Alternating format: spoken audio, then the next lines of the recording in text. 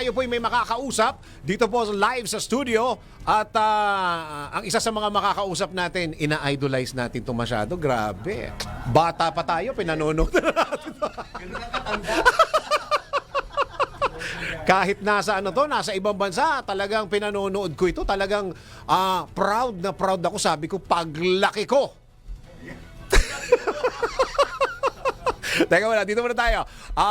Vice President, Corporate Communications Head, SM, si Mr. Owen Camayo. Sir Owen, magandang araw po. Magandang araw, magandang umaga sa iyo, Dennis, at sa mga viewers and listeners mo. Yan. Buong Pilipinas po tayo, Sir Owen. Radyo at saka TV, na tayo, nationwide. Idol mo rin ba itong susunod na ipakikilala ko? Ang tanong ay, sino bang hindi nag-idolize kay Rico? Oo naman. Diba? Grabe naman. Ito yung huling napanood kong video nito, Sir Owen. Pinaiyak nito yung idol ko eh. Ayun. Martin ba yan? Oo. Ayun. Si Pops. Wala pa yatang 5 minutes umiiyak. It's over, no? It's over. Paiyakin mo rin kami. Paiyakin mo rin kami, Sir Dennis. Senior Vice President Corporate Relations of SM Investment Corp, si Mr. Rico Hizo. Hello, Sir Dennis. Maraming salamat sa iyong popular Yan. na programa dito sa DWIZ Yun. News. Maraming Now, salamat. tinatangkilik ka talaga. Oo, Pinapakinggan. Oo, sa dami naman ng kamag-anak ko, Sir Rico eh. Milyon mga tagahanga ni Oo. Dennis. May mga kapatid nga ako, nalalaman ko, kapatid ko pala nung ako'y nagpo-programa eh. Okay, ang pag-uusapan natin ngayon ay tungkol sa mga ginagawa ng SM Investments. Ayan. Oo. Marami. Marami. Napakarami. Oo, si Sir Owen muna, Sir Rico ha. Okay. Ano muna, pagka sinabi yung mga SM Investments, ano bang mabilisan na pagpapaliwanag pag kami nagtatanong ng ganun? Ganito lang yan, isipin natin. SM, everyone is familiar with SM, di ba? You go to the malls, right? Yes. You shop your Actually, grocery. pagkatapos ito, papunta rin ako. Ganun ba? Magsha-shopping ka na. Maraming salamat. Okay, when you talk about SM Investments, isa lang yan, magulang. Parent company ng SM Group of Companies. Oh. Yan po ang SM Investments. So, hindi po common knowledge na ito po ay ang parent company ng SM Group, di ba? Tatlo po ang core business ng SM Investments. Retail, of course. Yan dyan tayo nagsimula. Department store, Yes. groceries. Meron po tayong mga, we call it SM retail affiliates. The brands like Watsons, Uniqlo, Yes. yan, Miniso, Yun. even the Crocs, di ba? Oh. Sa atin po Levi's. yan. Levi's. So, Tirico, yan po ang retail natin. Okay. Another core business is, of course, yung banking. Yes. Okay, brands like BDO and China Bank. So, BDO is the number 1 bank in the Philippines, and Yeah. China Bank, recently, Ang BDO ang nagbit ng alas 3 ng hapon. Bukas siya ha, 7 days a week. Oo, sila nag-umpisa nun. Di ba dati yung mga bangko, Sir Dennis, di ba 5 days a week lang hanggang alas 4? Ngayon, 7 days a week ang BDO. So pwede, yung mga ating mga kababayan, pwede sila pumunta ng bangko kahit Saturday and Sunday, Tama. pwede sila mag-deposit at withdraw. Alam mo, may chichismis ako sa Sir Rico. Ano yun? Meron akong kaibigan kasi nagtatrabaho sa bangko. Galit na galit talaga sila. Ayun tuloy, pati Sabado at Linggo, papasok kami. Dahil sa ginawa ng BDO. Siyempre, ang public service yan Public di ba? service, public service. Oo, pagka Monday to Friday, nasa trabaho ka, totoo naman, pagka Sabado, Linggo ka, nasa loob ka ng mall, might as well. tama, Boss Di ba? Dennis. Hindi ba? Tuloy-tuloy ang Hindi, pero servisyo. there's a need kasi, according to BSP. Hindi, pero naiinis talaga siya sa Well, I think there's pros and cons, di ba? Yes. Ang opportunity kasi Nag-change ng doon, landscape. 30% pa lang ang bank dito sa Pilipinas based on BSP. So yung 70% of the population, wala pa. Tama. So that's why we're providing greater access. Yes. 'Di ba? Para sa mga financial services for more Filipinos. So pinagsapan na natin yung retail, pinagsapan na natin ang banking. Nako, meron pa tayong China Bank. Oh, China Bank. China Bank. So, The 4th largest bank in the Philippines. Ayun. And Oh. recently, is part of the main index of the PSC already. Wow. So, Paliwanag mo yun, sir, ha? Stock market. Stock market. Ayan, stock market. Oo. So ang BDO at saka ang China Bank together with the parent SMIC listed, publicly listed. So meaning nakalist tayo sa Philippine Stock Exchange. Yan. So yung mga stock prices natin diyan medyo at the premium level. Hindi naman premium, parang we call it blue chip. Mga blue chip stocks tayo. Pag may stocks tayo, alam mo, bumili ka ng stock ng SM Investments, ibig sabihin part owner ka ng Yan. SM Investments. Oo. Yan ang pinaka-simpleng definition ng being a publicly listed company and having stocks Yun. of a publicly Ayan, Ay, listed Sir Naintindihan Dennis, ni Nanay. pag nasa Philippine Stock Exchange Index ka, hinahangaan ka ng mga investors, both local and international. Yun, may reputasyon. Oo, may reputasyon. May integridad. Absolutely. Parang balita. Okay, so pangatlong core business ng SM Investments is obviously the property. Okay, yes. Okay, ang property medyo unique ang ano niya, ang scenario niya. Meron siyang sariling holding company or parent company. So 'di ba, remember SM Investments ang pinaka-parent ng lahat ng SM Group of Companies. So, pinag-usapan natin retail, pinag-usapan natin banking. Another core business is the retail. Retail has a holding company of its own. It's called SM Prime. Okay? So, under SM Prime, there's the malls na pupuntahan mo mamaya. Di ba? So ba? Mega Mall ba? Mawa. MOA. Ay, MOA. Okay, Sakto. Yan, malls, may residential tayo under the brand called SMDC. 'Di ba? Yung mga condo. Right? We have mga hotels. SM Hotels. So, Conrad Hotel, yan. Lanson Place. Yan. Lahat Yan ang mga yan. brands under SM Hotels. Even the convention areas. Isama rin natin dyan, Park Inn by Park Radisson. Inn. At saka Radisson sa Cebu. Kabisado ni Rico yan dahil fini-feature niya yan sa lahat sa SM platform Infocus. niya. Yan. So, pati SM offices. Yung office namin ni Rico, One Ecom, that's part of SM offices. So, yan po ang under sa property business, under SM Prime. So, retail, banking, property. Yan ang tatlong core business ng SM Investments. Tapos, merong siguro mga 7 to 10% ng income comes from a diverse list of portfolio investments. So yung mga portfolio investments namin, brands like Goldilocks, Okay. Ayan. To go. I'm sure meron kang mabibili doon mga birthday cake, wedding anniversary, mga Correct. mamon at saka ensaymada. Yan. PGPC. Dito sa amin, at saka yung mga kliyente na Tama. Yung pinapadala PGPC. namin. Alam nyo ba, meron kaming place sa renewable energy. It's called PGPC, Philippine Geothermal Production Company.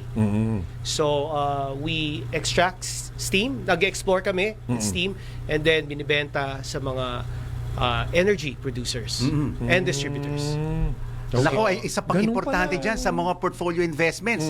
One of the favorites of our president, si Ricky De Buncio, yung To Go. Oh, yun, To Go. Inyo, Yeah. Meron tayong mga boats Correct, na correct. pupunta sa iba't mga lugar dito sa Pilipinas.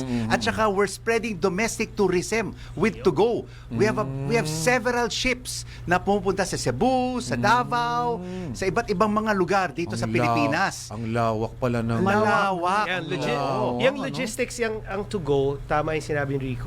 That's very important kasi it's a one-stop logistics company. Meaning, it's not just for travel, it's for logistics of goods, 'di ba? Archipelago tayo. Ilan na tayo? 7,200. 600. 600. Low tide o high tide. Oh, yan. 'Di ba? Hindi pa ba Imagine. nabawasan yan? Wala pa? Wala pa. So, ang critical sa atin is sea travel, water travel, right? Tama. And hindi pa siya highly optimized kasi puro kotse tayo, eroplano. Pero yung travel by sea, soon, it will be very, very viable. Napaka-lawak pala ng ESO. Pinakikinggan ko si Sir Yeah. Owen. Ganun pala. lawak Ikaw, talaga. Sir Rico, ikaw Oo. yung may responsibilidad na i-communicate itong mga advocacy ng SM, proyekto ng SM, mga future plan ng SM. Ikaw lahat ito. Well, si Owen is the head of corporate communications. So Okay. talaga siya yung kumakausap sa mga media organization kagaya Okay. ng DWIZ Oo. at saka mga pahayagan. Okay. Kami naman, we want to amplify it through the video platform. Kaya nung sumali ako sa SM, tinayo namin itong SM in Focus under SM Investments. Yan. It's a YouTube platform Okay. na sana po ikaw rin, Sir Dennis, mag-subscribe Kayo na. at saka mga nakikinig sa inyo. Diba? Tingnan It's mo, on nandun ako, YouTube. Sir Rico. So So, apat ang pillars namin dito, Dennis, no? We have sustainability, no? So, we basically feature a lot of the sustainability initiatives from solar panels, renewable energy, programs of the SM Group. Meron rin tayong social good, hindi ba? Yung giving back to the people. Tama. Marami ang ginagawa ang SM Group, kagaya ng SM Cares, no? At saka yung SM Foundations. Nagtatayo sila ng mga school buildings, more than 100 school buildings. Wow. Meron sila mga medical missions across the archipelago. Hundreds have already been undertaken. Tapos, yung mga iba't ibang scholarship. Naku, importante importante po yan. No, mga importante scholarship programs. Ang dami na nag-graduate from SM Foundation scholarship programs. Ngayon, nagbubukas ulit kami until March 31. Okay. Kung gusto nyo mag-apply, Ayan. if you're senior high school students, okay. pwede kayong mag-apply dito sa SM Foundation scholarship program. No? Okay, Tapos, kung mapapasa kayo, you'll be put into different schools. And we're talking across about the country. Luzon, Visayas, Mindanao, Sir Luzon, Rico. Visayas, Mindanao. And we all know that also under the SM Group, tayong may-ari ng National University. Yes. At and saka you. Asia Pacific College, which is known for its computer engineering, for its information technology courses. Hindi ba? May partnership ito with IBM Philippines. So, Wow. talagang tinutulungan talaga namin ang kabataan, Correct, hindi ba? correct. The future leaders of our country to be aware of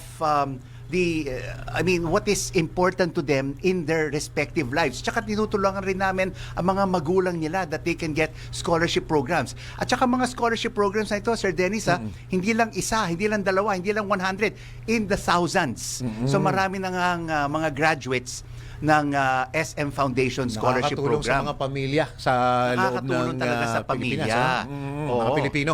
Mga Pilipino. So, ibig sabihin, pag pumasok ka talaga ng SM, hindi lang basta negosyo-negosyo. Hindi lang negosyo. Nakakatulong sa bawat gasta mo, bawat gastos mo, meron ding pinupuntahan. May pinupuntahan and we're giving back to our kababayans. Hindi lang yan, meron tayo rin mga business innovations. Tama. 'Di ba? Kagaya dati, 'di ba pupunta ka ng Mall of Asia.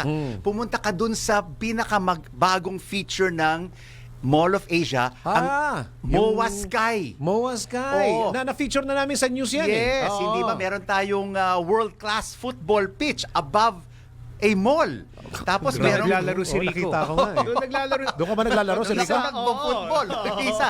Doon nagte-train yung ating Filipino national football team.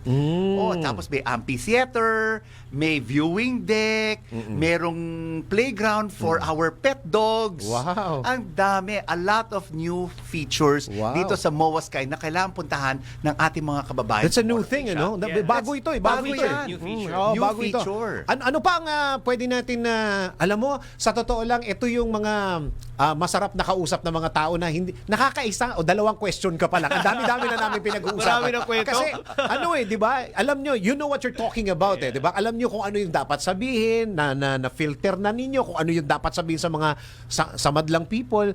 Anong pinaka-late, aside from yung shinare ni Sir Rico, ano pa yung pinaka, kasi 2025 ngayon, bago tayo mawala ng oras, go ahead, Sir Owen. Well, saktong-sakto, we just released our full year 2024 performance. Okay. So, we're happy to share that we reached 82.6 billion net income Wow. as a group. So, consolidated net income ng SM through SM Investments, 82.6.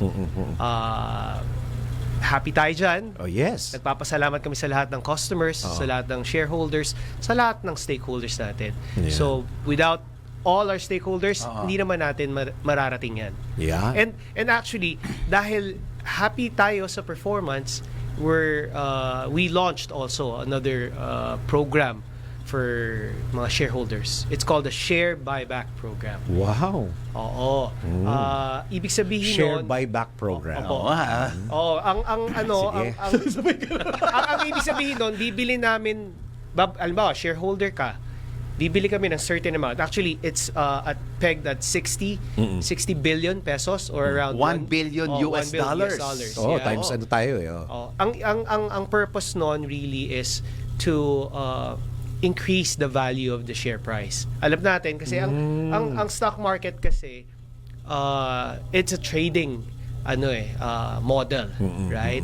And there's ups and downs. Every day. And then market forces yan. Yes, Right? true. And it's not just here in the Philippines, but globally. What's happening globally impacts. Yun. Naku, ano to Sir Rico, paano mo ano tong message na to? Kasi stock market na pinag-uusapan. Paano mo Si Owen yan eh. Pero dito sa SM in Focus, Yan. it's all about sustainability, social good, business innovations, at saka achievements. Ito Yun. nga, alam mo, sa mga nanonood sa'yo, your very, very popular program, Sir Ganun. Dennis, kung pwede silang mag-subscribe. Ito, meron kaming brand ambassador series. Ayun. Okay. In-interview namin si Michelle D, who is the endorser of China Bank. Oo nga. Di ba? Meron Oo rin nga. tayong endorsers ng China ng BDO who are Piolo Pascual. Kilala mo ba yun?